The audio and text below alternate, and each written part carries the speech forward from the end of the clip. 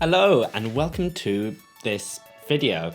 This video is the first in a new series that I'm planning, which is going to be slightly more regular videos about important issues around climate change. So without any further ado, let's begin the first ever climate chat. So what better topic for the first ever climate chat than chatting about climate change?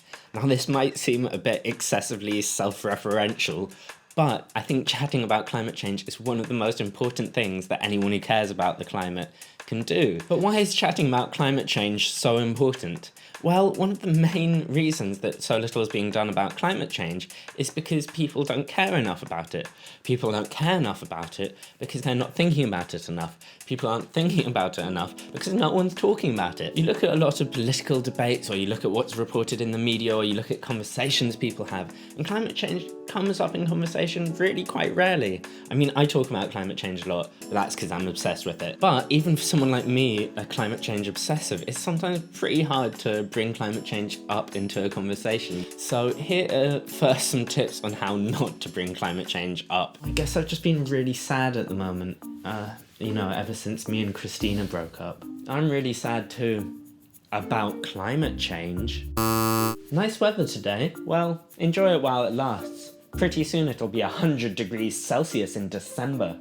So then Henry said to Stephen, if I can't come in there, then you can't come in my treehouse. And that's when it all really started. Okay, now shut up and let me talk about climate change. Those are some pro tips on how not to bring climate change up into a conversation.